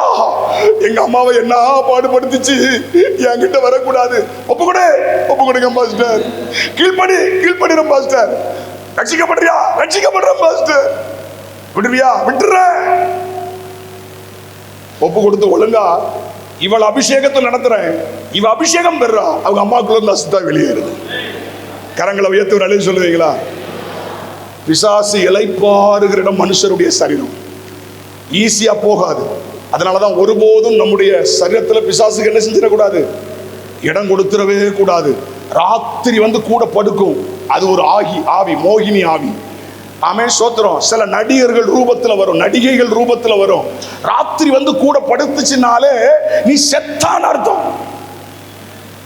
சிலர்ட்ட வந்து ராத்திரி படுக்கும், செவ்வாய் வெள்ளிக்கு வரும், ஆமே பௌர்ணமி அமாவாசைக்கு மட்டும் வரும். இந்த ஆவிகளை நம்ம வீடுகளுக்குள்ள விடக்கூடாது. ஏவல் செய்வனை பில்லி சூனியங்கள் அத்தனையும் மேற்கொள்ளுகிற அபிஷேகத்தை கர்த்தர் நமக்கு வச்சிருக்கிறார். கரங்கள் எல்லாரும் உயர்த்தி ஒரு அலை சொல்வீங்களா? அப்போ அந்நிய அக்கினியை இன்னைக்கு போடுறாங்க. அதனாலதான் ரொம்ப ஜாக்கிரதையா இருக்கிறோம். இன்னைக்கு நாங்க இந்த இளம் போதகர்களுக்குன்னு 2 நாள் முகாம் நடத்திக்கிட்டே இருக்கிறோம். திண்டுக்கல்ல நடத்தணும். ஒவ்வொரு மாவட்டமா பாஸ்டர் அவரு ஜான் கிறிஸ்டோபர், பாஸ்டர் ஸ்டான்லி 3 பேரும் சேர்ந்து ஒவ்வொரு மாவட்டமா போறோம். போன மாசம் கோயம்புத்தூர்ல நடத்தணும். இப்ப நாளை மறுநாள் விருதுநகர்ல வச்சிருக்கிறோம். இளம் போதகர்களை உட்கார வச்சு அவங்க குடும்பமா வர சொல்லி அவங்கள நல்ல சத்தியத்துக்குள்ள நடத்துறோம். அவங்களுக்கு தவறான காரியத்தை சொல்லி கொடுக்கிறோம். இந்த இளம் ஊழியர்கள் தவறான காரியத்தில் போயிடக்கூடாது, யூடியூப்பை பார்த்து கெட்டு போயிடக்கூடாது. சோத்திரம். அவன் புதிய நூதனமான ஒன்றை கற்றுக்கொள்ளக்கூடாது. எல்லாமே இங்க இருந்து தான் வரணும். அல்லேலூயா. எந்த சத்தியமா இருந்தாலும் எங்க இருந்து வரணும்? இதுல இல்லாத ஒன்றை ஏற்றுக்கொள்ள முடியாது. சத்தமா உள்ள சொல்லுங்களேன். 10 கோடி கொடுத்தாலும் எனக்கு அது வேண்டாம். ரூபாயை கொடுத்து ஏமாத்த பாக்குறியா? இன்னைக்கு நிறைய பேர் அப்படிலாம் செய்யறாங்க. தவறான காரியங்களை, தவறான போதனைகளை எப்படியாவது கொண்டு வந்துடலான்னு பாக்குறாங்க. இந்த மாவட்டத்துக்குள்ள அந்நிய அக்கினியை விடாதீங்க. அல்லேலூயா. தவறான உபதேசத்துக்காரங்களை விடாதீங்க. அபிஷேகம் இல்லைன்னு சொல்றவங்களை விடாதீங்க. எழுப்புதல் இல்லைன்னு சொல்றவங்களை விடாதீங்க. விட்டுறாதீங்க. ஏன்னா நைசா மாவட்டங்களுக்குள்ள வருது, இப்போ ஆங்காங்கு சேனல்கள்ல வருது, டிவி சேனல்களுக்குள்ள வருது, யூடியூப்புக்குள்ள வருது. அதையெல்லாம் எதிர்த்து நிற்க கர்த்தர் நமக்கு கிருபை தருவாராக. அல்லேலூயா. துணிஞ்சு நிக்கணும். எக்காரத்தை கொண்டு அந்நிய அக்கினியை நம்ம மாவட்டத்துக்குள்ள விட்டுறக்கூடாது. தூத்துக்குடிக்குள்ள நாங்க விட மாட்டோம். தூத்துக்குடிக்குள்ள அந்நிய அக்கினியை நாங்க விட மாட்டோம். எந்த ரூபத்துல வந்தாலும் எழுத்து நிற்போம். நாங்க ஒரு குறிப்பிட்ட சேனல், அதுல தொடர்ந்து தவறான உபதேசங்கள் போதிக்கப்பட்டு கொண்டே இருந்தது. நான் போய் அவரை எச்சரித்தேன். அந்த டிவி நடத்துற நபரை, நீங்க அந்நிய உபதேசத்துக்கு இடம் கொடுக்குறீங்க. உங்க சேனல் மூலமா தூத்துக்குடி மாவட்டம் முழுசும் தவறான உபதேசம் போதிக்கப்படுகிறது. எச்சரித்தேன். அவர் சொன்னாரு, இல்ல நான் சரியா தான் பண்றேன், அப்படிலாம் நான் நீங்க சொல்றதெல்லாம் கேட்கணுங்கிற அவசியம் இல்லை. நான் சொன்ன எச்சரிக்கிறேன், தூத்துக்குடி மாவட்டத்துக்குள் தவறான உபதேசத்தை நான் விட மாட்டேன். கீழ்ப்படியல, பண ஆசை, தவறான ஆட்களோட சேர்ந்துக்கிட்டு, கூத்தாடிகள் கூட சேர்ந்துக்கிட்டு, புரிஞ்சுன்னா ஒரு ஆமீன் சொல்லுங்களேன். ஆமீன் சொல்ல மாட்டீங்களோ? கூத்தாடிகள் கூட சேர்ந்துக்கிட்டு கூத்தடிக்கிறது. 2 கிட்னியும் ஃபெயிலியர் ஆச்சு, சாக கிடந்தாரு. போய் பார்க்க போனேன். என் கையை பிடிச்சிட்டு சொன்னாரு, நான் கர்த்தருக்கு பிரியமா இருப்பேன், என்னை எப்படியாவது காப்பாத்திருங்கன்னாரு. தேவ பிள்ளைகளை, கர்த்தர் இறங்கி அடிப்பாரு. இனி இறங்கி அடிப்பாரு. எவனாவது தவறான அக்கினியை, அந்நிய அக்கினியை கொண்டு வந்தான்னா தேவன் இறங்கி அடிப்பார். நல்ல கரங்களை உயர்த்தி ஒரு அலை சொல்லுங்க பாப்போம். சும்மா எல்லாத்துக்கும் தலையாட்டிட்டு இருக்க கூடாது. தஞ்சாவூர் பொம்மை மாதிரி தப்புன்னா தப்புன்னு சொல்லணும். தவறான உபதேசத்துக்கு இடம் கொடுக்க கூடாது. கள்ள போதனைகளுக்கு இடம் கொடுக்க கூடாது. மொத்தத்துல சொல்றேன், அந்நிய அக்கினியை விடக்கூடாது. ஹல்லேலூயா. பலிபீடத்தில் அக்கினி என்ன செஞ்சுக்கிட்டே இருக்கணும்? எரிஞ்சுக்கிட்டே இருக்கணும். ஒன்று சொல்றேன், அவ்வப்போது உங்க பலிபீடத்தை செப்பனிட்டு கொண்டே இருக்கணும். உங்க வீட்டில் இருக்கிற ஸ்டவ் அவ்வப்போது என்ன செஞ்சுக்கிட்டே இருப்பீங்க? அந்த பர்னர் எல்லாம் எரியணும்னா அவ்வப்போது அந்த ஹோலெல்லாம் கரெக்ட் பண்ணிக்கிட்டே இருப்பீங்க. எந்த பகுதி எரியலையோ அந்த பக்கம் ரெட்டாக காமிக்கும், அப்படிதானே? உடனே வேகாது. உடனே நீங்க அதை கலத்தி வேலை பார்த்து ரிப்பேர் பார்த்து உங்க ஸ்டவ்வை எப்படி வச்சிருக்கிறீங்க அதே மாதிரி இருக்கணும். நீங்க அவ்வப்போது நம்ம ரீசெக் பண்ணிக்கிட்டே இருக்கணும். பலிபீடத்தை செப்பனிட்டு கொண்டே இருக்கணும். வண்டி ஓட ஓட வண்டியை ஒர்க் ஷாப்ல கொண்டு போய் என்ன செய்யணும்? நிறுத்தி அவ்வப்போது பார்க்கணும். இல்லாட்டா ஒரு நாள் டயர் கலண்டி போயிடும், அது வாட்டுக்கு கலண்டு போயிடும். அவ்வப்போது ஒர்க் ஷாப்பு கொண்டு போகணும். அவ்வப்போது கம்பெனிக்கு கொண்டு போய் வாகனத்தை ஃபுல் கண்டிஷனா வச்சிருந்தா தான் ஒழுங்கா ரோட்ல ஓடும், இல்லைன்னா வயக்காட்டுக்குள்ள போயிடும். அப்படிதானே? அதே மாதிரி நம்மை ஃபுல் கண்டிஷனா வச்சிருக்கணும். ஒவ்வொரு நாளும் நம்மை ஆராய்ந்து பார்க்கணும். ஒவ்வொரு நாளும் வேத வசனத்தோடு நம்மை ஒப்பிட்டு பார்க்கணும். சரியா இருக்கிறோமா? ஆவியாண்ட நடத்துல இருக்கிறோமா? வசனத்துல இருக்கிறோமா? சத்தியத்துல இருக்கிறோமா? கரெக்டா செக் பண்ணிக்கிட்டே இருக்கணும். பலிபீடத்தை செப்பனிட்டு கொண்டே இருக்கணும். எப்பொழுதும் அக்கினி எரிஞ்சுக்கிட்டே இருக்கும். ஹல்லேலூயா. பலிபீடம் செப்பனிடப்படணும். ரொம்ப சிம்பிளுங்க. பலிபீடம் செப்பனிடுறதுக்கு தான் டைம் ஆகும். அக்கினி இறங்குறதுக்கு நேரம் ஆகாது. அக்கினி இறங்குறதுக்கு டைம் ஆகுமா? பலிபீடம் செப்பனிடுறதுக்கு டைம் ஆகுமா? அதுக்கு தான் டைம் எடுக்கும். காலையில இருந்து என் வேலை செப்பனிடுற வேலை தான். வந்ததுல இருந்து இந்த வேலையை தான் பார்த்துட்டு இருக்கேன். எங்கெங்கெல்லாம் ஓட்ட உடைசல் கிடக்கு, எங்கெங்கெல்லாம் சரியில்லாம இருக்கு, அங்கங்க அடிச்சு கரெக்ட் பண்ணிட்டு இருக்கிறேன். ஆமே, எனக்கு ஒரு நம்பிக்கை இருக்குது. அபிஷேகத்துக்குள்ள நான் நடத்தும் போது எல்லா பலிபீடங்களும் ரெடி ஆயிரும். இங்க இருக்கிற எல்லா பலிபீடங்களும் ரெடி ஆயிரும். ஒரு சுத்திகரிப்புக்குள்ள வந்துடும், செப்பனிடப்பட்டுரும். எலியாவின் நாட்களில் இறங்கின அக்கினியை போல ஆவியானவர் ஊற்றப்படுவார். ஹல்லேலூயா, ஹல்லேலூயா. தேவனுக்கு மகிமை உண்டாகட்டும். அப்ப எப்பொழுது எரிஞ்சுக்கிட்டே இருக்கணும்னா பலிபீடத்தை செக் பண்ணிட்டே இருக்கணும். அதுக்கு தான் ஃபாஸ்டிங் போடணும். அதுக்கு தான் தனித்து போய் தேவ சமூகத்தில் உட்காரணும். சோத்திரம். அவரோடு நம்மை ஒப்பிட்டு பார்த்து நம்ம எங்க குறை இருக்குன்னு அவற்றை ஒப்பிட்டு பார்க்கணுமே தவிர யாரோடையும் நம்மை ஒப்பிட்டு பார்க்க கூடாது. சோத்திரம். வேத வசனத்தோடு நம்மை ஒப்பிட்டு பார்க்கணும். ஆண்டவர்ட்ட திறந்த புஸ்தகமா நின்று என் தவறை எனக்கு காண்பியும் என்று சொல்லணும். ஆண்டவரே, என் தவறை எனக்கு காண்பியும். மனம் திறந்து ஜெபிக்கணும். யாராவது நம்முடைய தவறை சொன்னா ஒத்துக்கிடணும். ஒரு ஆமென் சொல்லுங்க. முக்கியமா குடும்பத்தில் இருக்கிறவங்க தான் நம்ம தவறை அடிக்கடி சொல்லுவாங்க. நீ சொல்லி நான் கேட்கணுமா? போடி அப்படின்னு செய்யக்கூடாது, சொல்லக்கூடாது. நம்ம தவற உணர்த்துறது குடும்பத்தார் தான். நம்மளை சரிப்படுத்துறது நம்ம குடும்பம் தான். நம்ம கூட இருக்கிறவங்க தான் நம்மை அதிகமா சரிப்படுத்துவாங்க. ஒரு ஆமென் சொல்லுங்களேன். உங்களை சரிப்படுத்துறவங்க உங்க கூட இருந்தா நீங்க கொடுத்து வைத்தவர்கள். எப்போதும் உங்களை முகஸ்துதி பண்ணிக்கிட்டு இருக்காங்கன்னா குழி தோண்டிக்கிட்டு இருக்கான்னு அர்த்தம். எப்ப பார்த்தாலும் ஒன்னே மாதிரி இல்லை, ஒன்னே மாதிரி இல்லை, ஒன்னே மாதிரி இல்லைன்னு பாராட்டிக்கிட்டே இருந்தா ஆபத்து. வெள்ளிக்கு குகையும் பொண்ணுக்கு புடமும் சோதனை, மனுஷனுக்கு அவனுக்கு உண்டாகும் புகழ்ச்சியே சோதனை. ரொம்ப புகழ்றாங்கன்னா நம்ம செத்தோன்னு அர்த்தம். ஆளுக்கால் நம்மளை அடிச்சு உடைக்காங்கன்னா நல்லா இருக்கும்னு அர்த்தம். எங்க பார்த்தாலும் அடிக்காங்க பாஸ்டர், எங்க பார்த்தாலும் அப்படி இருக்குது, ஒரே அடிதான். சோத்திரம். நான் சொல்றேன், நல்ல சாஃப்ட் ஆயிருவியே. அல்லேலூயா. ரவுண்டு கட்டி அடிக்காங்க பாஸ்டர். ஆமே, நல்லது செஞ்சாலும் அடிக்கிறாங்க. ஐயோ, நல்லது சொன்னாலும் பேசுறாங்க. ஐயோ, நான் என்ன செய்யணும் தெரியல. சூப்பர், சரியான இடத்துல இருக்கிறீங்க. கரங்களை உயர்த்தி ஒரு அழைப்பு சொல்லுங்களேன். யாரும் என்ன எதுவும் பேசக்கூடாது, யாரும் என்ன டச் பண்ணக்கூடாது அப்படின்னா செத்தன் அர்த்தம். அல்லேலூயா. யாரும் எந்த நேரத்திலும் நம்மை சரிப்படுத்துவதற்கு ஆயத்தமா இருக்கணும். ஒரு சின்ன பிள்ளை வந்து சொன்னா கூட கேட்கக்கூடிய மனநிலை நமக்கு இருக்கணும். அல்லேலூயா. இன்னைக்கு அநேகருக்கு அந்த மனநிலை இல்லை. நான் சொல்றத நீ கேளு, நீ சொல்றத நான் கேட்க முடியாது. அவங்கெல்லாம் சீக்கிரம் விழுந்துருவாங்க. ரொம்ப காலத்துக்கு அவங்க நிற்க முடியாது. சோத்திரம். கேட்கறதுக்கு தீவிரமா இருக்கணும், பேசுறதுக்கு பொறுமையா இருக்கணும். அல்லேலூயா. உங்க பலிபீடம் பாதுகாக்கப்படணும். அதில் அக்கினி எரிஞ்சுக்கிட்டே இருக்கணும். உடனே அவ்வப்போது சரிப்படுத்திக்கிட்டே இருக்கணும். எப்போதும் அக்கினி எரிஞ்சுக்கிட்டே இருக்கணும். அக்கினி எரியணும்னா இன்னொரு காரியத்தை சொல்லிடுறேன். கட்டையை போடணும். சொல்லுங்க, கட்டையை போடணும், கட்டையை போடணும். அங்க இருக்கிற சாம்பல் எடுக்கணும். சொல்லுங்க, கட்டையை போடணும், சாம்பல் எடுக்கணும். திரும்ப சொல்லுங்க. கட்டையை போடணும், விறக போடணும், சாம்பல் திரும்ப சொல்லுங்க, விறக போடணும், விறக போடணும், விறக போடணும், பலிபீடம் எரிஞ்சுக்கிட்டே இருக்கும். அல்லேலூயா. இதுக்காகவே அங்க விறகுகளை வச்சிருப்பாங்க. லேவியர்கள் அந்த விறகுகளை வச்சிருப்பாங்க. 24 hours அந்த பலிபீடம் என்ன செஞ்சுக்கிட்டே இருக்கணும், எரிஞ்சுக்கிட்டே இருக்கணும்னா அந்த விறகை போட்டுக்கிட்டே இருப்பாங்க. விறகை போட போட சாம்பல் எடுத்துக்கிட்டே இருப்பாங்க. அப்பதான் பலிபீடம் எரிஞ்சுக்கிட்டே இருக்கும். அல்லேலூயா. அப்படின்னா அந்த விறகு 3 விறகு. என்ன விறகுன்னு சொல்லிடுறேன்.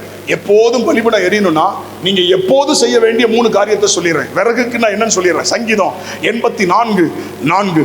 சங்கீதம் 84:4. உம்முடைய வீட்டில் வாசமா இருக்கிறவர்கள் பாக்கியவான்கள். அன்றையில் மணிக்கொள்ளுங்க. எப்பொழுதும் எப்பொழுதும் உம்மை துதித்து கொண்டே இருப்பார்கள். எப்போதும் துதிச்சுட்டே இருங்க. எப்போதும் அக்கினி எரிஞ்சுக்கிட்டே இருக்கும்.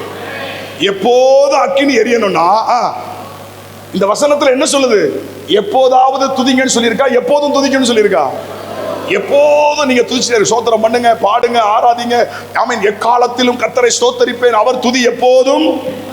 நீங்க எப்போதும் ஸ்தோத்திரம் பண்ணிட்டே துதிச்சுட்டே இருங்க. ஆமென். பலிபீடத்தில் அக்கினி எரிஞ்சுக்கிட்டே இருக்கும். ஆமென். ஸ்தோத்திரம். ஆமென். ஹல்லேலூயா. நீங்க எப்போதும் ஆண்டவரை துதிச்சுட்டே இருந்தீங்கன்னா எப்போதும் எரிஞ்சுக்கிட்டே இருக்கும். அது ஒரு விறகு. ரெண்டாவது ஒரு விறகு போடுவோமா? லூக்கா 18:1. லூக்கா 18:1. ஹல்லேலூயா. லூக்கா 18:1. ஆமென். Glory be to God. சோர்ந்து போகாமல் எப்பொழுதும் ஜெபம் பண்ண வேண்டும். சத்தமா சொல்லுங்க. எப்பொழுதும் ஜெபம் பண்ணணும். சத்தமா சொல்லுங்க. அண்டல் பண்ணுங்க. எப்போதும் ஜெபம் பண்ணிட்டே இருக்கணும். இடைவிடாம ஜெபம் பண்ணணும். எப்போதும் ஜெபம் பண்ணணும். அப்பதான் பலிபீடத்தில் அக்கினி எரிஞ்சுக்கிட்டே இருக்கும். பலிபீடத்தில் அக்கினி எரியணும்னா எப்போதும் என்ன செய்யணும்? எப்போதும் ஜெப சிந்தை, ஜெப ஆவி, ஜெப உணர்வு, ஜெப ஆவி அதிலே இருக்கணும். எப்போதும் ஜெபம் பண்ணிட்டே இருக்கணும். எனக்கு விளக்கம் கொடுக்க நேரம் இல்லை. துதிச்சதுனால எப்படி எரிஞ்சிச்சு, ஜெபித்ததுனால எப்படி எரிஞ்சிச்சு, எல்லாத்துக்கும் விளக்கம் இருக்குது. ஆனா டைம் இல்லை. எப்போதும் ஜெபிக்கணும். இன்னொரு விறகு பாருங்களேன், வாசிக்கலாம். ஆமென். பிலிப்பியர் 4:4. பிலிப்பியர் 4:4. கர்த்தருக்குள் எப்பொழுதும் எப்படி இருக்கணுமா? கர்த்தருக்குள் எப்போதாவது சந்தோஷமா இருக்கணுமா? எப்போதும் சந்தோஷமா இருக்கணுமா? நீங்க சந்தோஷமா இருக்கும் போதெல்லாம் அக்கினி எரிஞ்சுக்கிட்டே இருக்கும். எப்போதும் எப்படி இருக்கணும்? பக்கத்தில் இருக்கவங்க முகத்தை பாருங்க. என் முகத்தை தானே பார்க்க சொன்னேன். பக்கத்தில் இருக்கவங்க முகத்தை பாருங்க. எப்படி இருக்கு? பயமா இருக்கோ? எம்மாடியோ பயமா இருக்கப்பா, அப்படி இருக்கக்கூடாது. எப்படி இருக்கணும்? எப்பொழுதும் சந்தோஷமா இருங்க. தேவ பிள்ளைகள் கூடினாலே சந்தோஷம். தேவ ஜனங்கள் கூடினாலே சந்தோஷம். நம்ம ஒருத்தர் பார்க்கறதுலே சந்தோஷம். ஒரு ஆமென் சொல்லுங்களேன். இப்போ ஒருத்தர் வந்தார், அங்க சமையல் பண்ணிட்டு கிடக்கிறார் ஒரு மனுஷன். போன தடவை வந்து எங்களை கூட்டு போய் ஹோட்டல்ல உட்கார வச்சு சாப்பிட வச்சு, ஐயா உங்களுக்கு சாப்பாடு கொடுக்கறது எனக்கு சந்தோஷம். ஆமா, இப்ப அங்கதான் கிடக்காரு. கர்த்தருக்கு தோத்திரம். இப்பவும் கூப்பிட்டாரு, வாங்க போமான்னாரு. எப்ப நான் வரலையா, எனக்கு வேலை இருக்கு. தோத்திரம். 7ஆம் தேதி திரும்ப வர்றேன். ஆமென். திண்டுக்கல்ல இருக்கிற பாஸ்டர்ஸ் மீட்டிங்ல பேசுறதுக்கு 7ஆம் தேதி நான் வர்றேன். அப்போ கூட்டு போறேன்னு சொல்லியிருக்கேன். இப்போ வாரம் ஹோட்டல் போனாரு. தோத்திரம். அவர் சொல்றாரு, உங்களுக்கு கொடுக்கறது எனக்கு சந்தோஷம் பாஸ்டர். எங்களை சாப்பிட வச்சு அதை பார்த்து ரசிக்கிறதுல அவருக்கு ஒரு சந்தோஷம். சில ஆட்களுக்கு அதை பார்த்து போறாம, ஆமென், ஹல்லேலூயா, நம்ம வச்சிருக்கிறத பார்த்து பொறாம. அப்படி பொறாமப்படக்கூடாது. பொறாமையோ என்றால் எலும்புருக்கி. சோத்திரம். டிபி வியாதி அது நம்மையும் அழிச்சிடும். சோத்திரம். இன்னொருத்தர் நல்ல கார் வச்சிருந்தா சந்தோஷப்படணும். இன்னொருத்தர் நல்ல வீடு கட்டினா சந்தோஷப்படணும். இன்னொருத்தர் நல்லா உடுத்துனா சந்தோஷப்படணும். இன்னொருத்தர் நல்லா இருந்தா சந்தோஷப்படணும். சத்தம் வரமாட்டீங்க. இந்த பொறாமையின் ஆவி ஆட்டி படைக்குது. பொறாமையின் ஆவி ஆட்டி படைக்குது. கர்த்தர் இதிலிருந்து விடுதலை தருவாராக. நமக்குள்ள பொறாமைகள் மாறுவதாக. சோத்திரம். ஒருத்தருடைய முன்னேற்றத்தை பார்த்து சந்தோஷப்படணும். ஒரு தேவனுடைய பிள்ளை நல்லா இருக்கிறாங்களா, சந்தோஷப்படணும். எப்போதும் சந்தோஷமா இருங்க. பலிபீடத்தில் எப்போதும் அக்கினி எரிஞ்சுக்கிட்டே இருக்கும். அப்ப எப்போதும் எப்படி இருக்கணும்? எப்போதும் எப்படி இருக்கணும்? சாத்தியமா? எப்போதும் சந்தோஷமா இருக்கிறது சாத்தியம் தானா? அது எப்படி பாஸ்டர்? வீட்டுக்கு போன உடனே இருக்க பிரச்சனை, ஜெபம் பண்ற வரைக்கும் நல்லா இருக்கு. பேதுரு சொல்லுகிறான், இங்கே மோசேக்கு ஒரு கூடாரம், எலியாவுக்கு ஒரு கூடாரம், நமக்கு ஒரு கூடாரத்தை போட்டு உட்கார்ந்துருவோம். ஏன்னா இதை விட்டு போறதுக்கு போன உடனே பிரச்சனை வருமே, போன உடனே கஷ்டம் வருமே, ஐயோ ஐயோ. கவலைப்படாதீங்க. எங்க போனாலும் சந்தோஷமா இருக்க வைக்க கர்த்தரால முடியும். எந்த சூழ்நிலையிலும் சந்தோஷமா இருக்க முடியும். என்ன சத்தமா சொல்ல மாட்டீங்களா? என்ன நீங்க சொல்ல, உங்களுக்கு என்ன பாஸ்டர் தெரியும்? எங்க கஷ்டம் எங்களுக்கு தான் தெரியும் பாஸ்டர். ஐயோ ஐயோ, கவலைப்படாதீங்க. உங்களுக்கு ஒரு குடும்ப பிரச்சனை, எனக்கு 850 குடும்ப பிரச்சனை. உங்களுக்கு ஒரு குடும்ப பிரச்சனை, எனக்கு 850 குடும்பம் இருக்கு. அப்ப நான் உங்களை விட கவலையா தானே இருக்கணும். உங்களுக்கு ஒரு குடும்ப பிரச்சனையிலே மண்டையில முடிய காணும் நிறைய பேருக்கு. எல்லாம் பிடிச்சிட்டு போயிட்டு ஒரு குடும்பத்தை சமாளிக்க முடியல, என் மனைவியை சமாளிக்க முடியல, ஐயோ என் புருஷனை சமாளிக்க முடியல, என் மூத்த பையனை சமாளிக்கவே முடியல. பையங்களை கூட சமாளிச்சிடலாம் போல தெரியுது. என்ன சத்தத்தை காணுமே? என்ன பொம்பளை பிள்ளைகளை சமாளிக்க முடியல ஐயா. இன்னைக்கு எல்லாம் கவலையோட இருக்கிறீங்க. ஒன்று சொல்லட்டுமா? ஒரு குடும்பத்தை சமாளிக்கிறதுக்கு இவ்வளவு கஷ்டப்படுறீங்களே. டெய்லி 850 குடும்பங்களை சமாளிக்கிறோம். அது போக எவ்வளவு பொறுப்புகள். நேற்று ராத்திரி நான் வந்து தூங்கும் போது மணி 12:45. அப்பதான் டயர்டா படுத்து தூங்குறேன். கரெக்டா 2:45 போன், பாஸ்டர் சோத்திரம். அதை போன்ல பேசி டீல் பண்ணி முடிச்சா 3:45 போன், பாஸ்டர் சோத்திரம். 4:30 மணிக்கு போன். அதெல்லாம் சமாளிச்சு முடிச்சு காலையில போய் சர்ச்சில் போய் அதிகாலை ஆராதனை முடிச்சுட்டு பெரப்டுங்க வந்துட்டேன். அல்லேலூயா. உற்சாகமாலே சொல்லுங்க பாப்போம். மயங்கி விழுந்தாதான் நான் விடுவேன். நான் மயங்கி விழுந்தாதான் விடுவேன். சபையிலையும் சொல்லியிருக்கிறேன். பேசிட்டே இருப்பேன். காலையில 6 மெசேஜ் கொடுப்பேன். ஒரே நாள் காலையில மட்டும் 3 மெசேஜ், 3 லீடர்ஸ் மீட்டிங், 6 டீச்சிங் பண்ணுவேன். சோத்திரம். சினத்துல துப்புனா ரத்தம் வரும். ஆனாலும் சொல்றேன், மயங்கி விழுந்தாலும் நான் பேசி முடிச்சு தான் விடுவேன். 3வது ஒரு பாயிண்ட் இருக்கு. அல்லேலூயா. அந்த பாயிண்ட பேசாம நான் விட மாட்டேன். என்ன ஆஸ்பத்திரிக்கு தூக்கிட்டு போயிடாத, ஒரு ஓரமா வச்சு தண்ணி தள்ளி எழுப்பி வந்து 3வது பாயிண்ட பேசி ஒப்பு கொடுக்க வைக்காம விட மாட்டேன். அல்லேலூயா. இவ்வளவு நேரம் பிரசங்கம் பண்ணது எதுக்கு? ஒப்பு கொடுக்கணும்ல. ஒப்பு கொடுக்க வைக்கிறதுக்கு தானங்க பிரசங்கமே. என்ன ஆஸ்பத்திரி தூக்கிட்டு போனா யார் ஒப்பு கொடுக்க வைப்பா? தோத்திரம். அல்லேலூயா. சத்தமா சொல்லுங்க. தோத்திரம். சந்தோஷமா இருங்க, எப்போதும் மகிழ்ச்சியா இருங்க. அது உங்களுக்கு பலன். கர்த்தருக்குள் மகிழ்ச்சியா இருப்பது. கஷ்டங்கள் வரட்டும், பாடுகள் வரட்டும், சவால்கள் வரட்டும், அத்தனையும் சந்தோஷமா இருந்து பாருங்க. எதிரியே பயப்படுவான், பிசாசே நடுங்கிடுவான். என்ன பண்ணாலும் சந்தோஷமா இருக்காளே, இவளை சமாளிக்க முடியலையேன்னு அவன் அழுதுருவான். அல்லேலூயா. உற்சாகமா ஒரு அழைப்பு சொல்லுங்க பாப்போம். கொஞ்சம் கவலையை கொடுக்கலான்னு பார்த்தா கவலைப்பட மாட்டேங்கானே. என்ன பிரச்சனை வந்தாலும் மகிழ்ச்சியா இருக்கிறானே, அவன் கவலைப்படுற மாதிரி நம்ம ஆக்கிடணும். அல்லேலூயா. எப்போதும் துதிங்க, எப்போதும் ஜெபிங்க, எப்போதும் சந்தோஷமா இருங்க. நல்ல அந்நிய பாஷையில பேசுங்க. எப்போதும் அந்நிய பாஷையில பேசுங்க. அந்நிய பாஷையில பேசிக்கிட்டே இருங்க. பலிபீடத்தில் அக்கினி என்ன செஞ்சுட்டே இருக்கும்? அந்நிய பாஷை பேசுகிறவன் தனக்குத்தானே பக்தி விருத்தி உண்டாக பேசுகிறான். அந்நிய பாஷை பேசுகிறவன் தேவனோட ரகசியங்களை பேசுகிறான். அந்நிய பாஷை பேசுகிறவன் தேவனுடைய மகத்துவங்களை பேசுகிறான். பேசணுமா அந்நிய பாஷை? சத்தமா சொல்லுங்க. பேசிட்டே வெளியே தெரியணுங்கிற அவசியம் இல்லைங்க. நாம துதிக்கிறது, பாடுறது, ஆராதிக்கிறது, அந்நிய பாஷையில பேசுறது யாருக்குமே தெரிய வேண்டாம். அக்கினி எரிஞ்சுக்கிட்டே இருக்கணும் உள்ள. அல்லேலூயா. யாருக்கும் தெரிய வேண்டாம். பக்கத்துல இருக்கிறவங்களுக்கு கூட தெரிய வேண்டாம். ஆனா நீங்க டங்ஸ்ல இருக்கணும். அல்லேலூயா.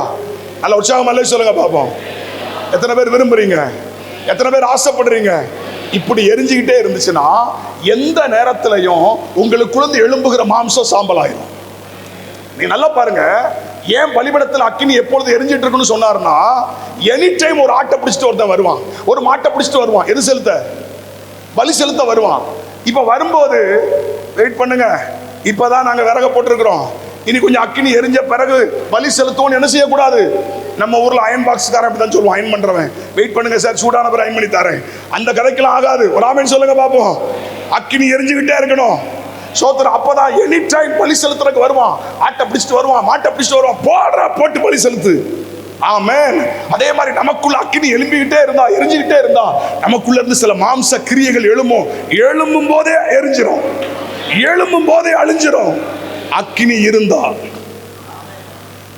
இருந்தா எப்போது அக்கினி இருந்துச்சுன்னா மாம்ச கிரியைகள் எழும்பும். சாகிற வரைக்கும் மாம்சத்துல என்ன இருக்கும்? கண்களின் இச்சை, மாம்சத்தின் இச்சை, ஜீவனத்தின் பெருமை, இதெல்லாம் நமக்குள்ள போராடும். ஆனா அக்கினிக்குள்ள சாம்பல் ஆயிடும். எழும்புன உடனே அழிஞ்சிடும். ஏன்னா அங்க உள்ள என்ன எரிஞ்சிட்டு இருக்குது? சத்தமா சொல்லுங்க. அநேகர் தோற்று போவதற்கு காரணம் தெரியுமா? அக்கினி அவிந்து போனது. அந்த அக்கினி அவிந்து போனதுனாலதான் மாம்ச கிரியைகள் அவர்களை மேற்கொண்டது. அவங்களால மேற்கொள்ள முடியல. இன்னைக்கு ஆண்டவர் இன்னும் ஒரு அக்கினியை போட போகிறார். அடுத்த கட்ட அபிஷேகத்தை ஊற்ற போகிறார்.